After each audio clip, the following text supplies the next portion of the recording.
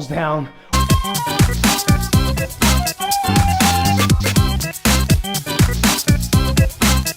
Hey, what's going on, guys? Welcome back, and in today's video we're going to talk about what you can use in replacement of a pull-up bar during your Murph workout. Hey, what's going on, guys, and welcome back.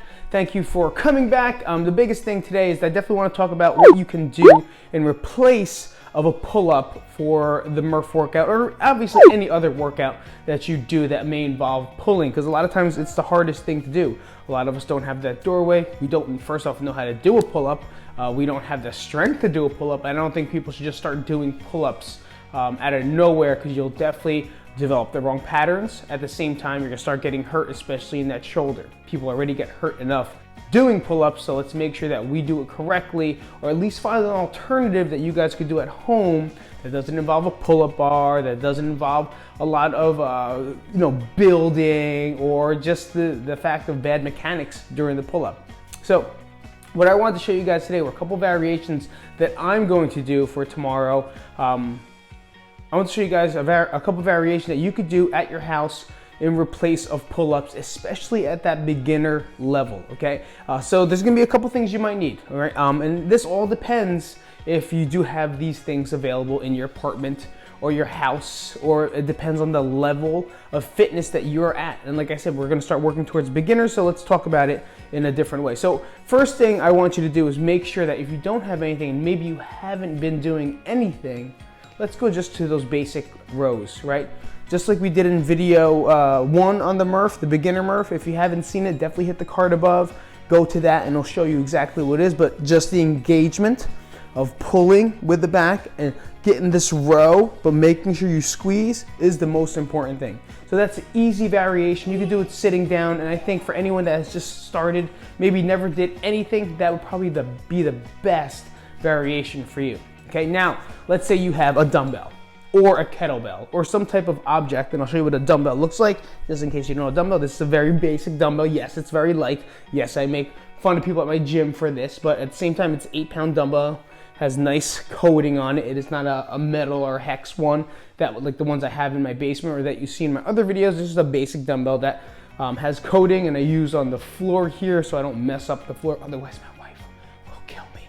That's one. If not, you have a kettlebell. This is a kettlebell. See that? Little rounder, Rushkin, right? This is my first one back in 2008, I believe, or 2007 is when I first got this kettlebell. If you know how to use that, or you don't know the difference, make sure you come back, because I'm making that video, the dumbbell versus the kettlebell, after this one, so that'll be out this week, okay? So that's a kettlebell. And if you don't have that, I think everyone has this. This is a bag, okay? This is my book bag. This is my comfort. This is my security blanket. I use book bags all the time. I am a big book bag person. I'm a big person that uses this for everything. So if not, a really best one that I think you can do, the best one, you're going to need what I call a bed sheet. Bed sheet, and I'll show you on how to use these for this workout or any other workout that involves pulling. So check this out.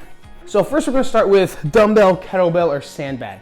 Dumbbell, kettlebell, or sandbag, it doesn't really matter which one you use, but you are gonna go into a 2-point row, or I would say a bodybuilding row. So you'll see dudes in the gym, right? They're holding on here and they're ripping away like they're starting a lawnmower, right? That's kind of what they're doing. That's not what you want to do, okay? For the sake of this workout, we're not gonna power through it. I want you to really get full engagement of the 2-point row. So I'll use the dumbbell. You wanna play 2 players? He wants to play 2 players. So with this dumbbell or kettlebell or bag, we're gonna go into 2-point row. And like I said, it's the one that you see people ripping away with. The main thing I want you guys to do as beginners is get that full engagement of the lat. Not only that, learning how to brace the core and make sure it's nice and tight when you're doing the pull. So from here, I'm gonna take the dumbbell and I'm gonna lean over an object if I need to, whether it's my couch, a counter, a table. You could even just use your leg. You can always post up on your leg, but for here we're gonna use the couch, so I'm gonna post up on the couch. Dumbbell's gonna drop to the side. All I'm gonna do here is gonna pull my elbow nice and tight, and now I'm going to pull up and back. So here is what I'm doing. A lot of people, when they pull in 2-point row, they're pulling up towards their neck, because that's kind of the straight line. That's not where you want to be. I want to keep something tight in my armpit. I always feel like I always say stack some papers, right? Hold a stack of papers or squeeze a lemon. And then from there, I'm going to let my elbow ride up and back. Bang. He did it. He did it. Along the side. Like I said, you could use the dumbbell, you could use a kettlebell, or you could even use the bag. So here, you can load it up, make it as heavy as you want to. This is something I would love to use. Every once in a while when I have like bricks or stones, I'll go outside, I'll fill it up with books, something, and now I could use this actually, bang, to get these pulls. So nice and strong, I will get these pulls inside, okay? Like I said, dumbbell, kettlebell, book bag, anything to kind of hold, and you'll get efficient reps out of it. Now for me, I would do 50 on one side, 50 on the other side for some beginners. For maybe you're a little bit more advanced, maybe. If you are like in that middle way, I'll do 100 and 100 just for fun, you know? But anything over 50 on each side, and you can alternate to get those total rows to whatever it is you feel good. And when you start feeling maybe your form is breaking or super fatigued, or maybe starting to feel it somewhere else rather than here and here, then I would stop there. But the goal of this workout is to get 100 reps. Again, if you watch the other video, I said do sets of 10 pushes, 10 pulls, and 10 squats. For 30 minutes straight, just hit 10s. When I do 10, I'll do 10 on one side, 10 on the other. You can do it any way you want, okay? But the third one, or the second or last variation is probably my favorite one. We made it up this year because in quarantine, I really had to think about what I can or can't do. Now it's gonna depend on if you could anchor this. I use a blanket. This is a basic bed sheet. If you have a large towel, it all depends on what you have. And if you have a banister or railing like on the stairs, make sure first off it's secure. You don't want to go into the middle part. So I'm going to show you a couple mistakes that I definitely could think about happening, and we want to avoid that. I have a little banister here, right? A little, I don't know what you want to call this thing. It's something, but it's secure. I see bolts, I see screws, but then again, you always want to check and reinforce that there's no wobbling, no creaking before you do this. If there is, do not do this exercise. Do not, okay? So I'm going to take the bed sheet, I'm going to put it up and through this metal piece here. I'm gonna swing it over and around and making sure it feels okay. Now I'm gonna get even length of this bed sheet. And now from here, you can wrap your hands in for extra support, or if you want a good grip, you can just grab. So it's your call. Again, you can use a rope. You can use something, you know, very sturdy, something maybe that has handles, and you anchor it onto here, and now I can hit some rows. So if you wanna see up top, now I'm gonna get the best variation for this workout, as long as any other workouts, is a supine row or incline row or TRX row. Tons of names for these, okay? If you have not a good grip, I will wrap around. Make sure it's nice and strong and have a better grip here. And make sure the blanket or bed sheet doesn't have holes in it. It's not 35 years old and it's gonna shred away. Make sure it's a little bit sturdy as well so it doesn't rip on you. And this is a variation that I like the most.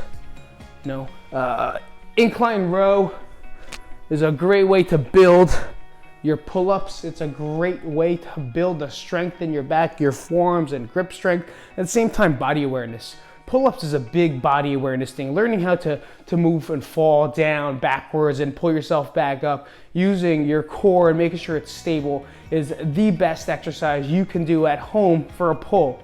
Okay, and that's what I want to make sure you guys see. Okay, if you have a rope, I don't even know, anything that's pretty sturdy and something that's strong.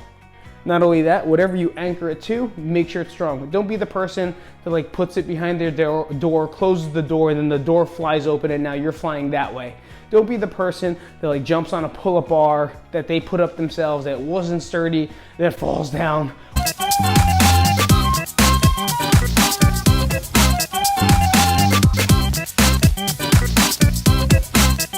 So make sure it's sturdy, it's safe before you get into it. And this is, I said, probably the best variation of a pull-up that you can do at your house to help you guys in any workout, especially the Murph coming up. So guys, in closing, as a recap, there's a bunch of things you can do for the Murph workout, especially without a pull-up bar. Grab a tool, whether it's a kettlebell, a dumbbell, a book bag filled in with some books, something that adds a little bit of flavor to it, right? And just making sure when you get into that 2-point row, you're not ripping away and pulling it up with your neck. You're up, nice and smooth gliding. So I'm gliding that elbow up and back, really engaging this lat, this muscle right here. I want to get this back working. So that's an easy way to do it. If you have two, even better. You go into bent over rows, but make sure you have good form. That's something, if you're interested in, comment down below and I will tell you how to do that and give you a great tip for bent over row. When you do your push-ups, make sure you're elevated, getting good reps at the same time. Just don't peel away from the floor on your knees. And then when you hit those squats, if your knees bother you or you're still in the beginner phase, make sure you use something to help those squats out. But then, again, the best row that I could think of is anchoring something somewhere and getting that blanket or bed sheet and getting those pulls in, because that gets a lot of engagement. That gives you a lot of spatial awareness, and it keeps you engaged the entire time for that movement. So hopefully you guys enjoyed that video. If you did, make sure you guys like it up. If you guys enjoyed my videos, subscribe, hit up that red button. It should be there. I think it's there. So take your time. If you guys enjoyed it, definitely share this with a friend. Hopefully it helps you guys. And I'll see you guys again this week. Happy Memorial Day. Hopefully you guys have a great one. I know we're stuck inside, but maybe you can be the person that can go outside and enjoy this workout a little bit. Have a good one. I'll see you guys later.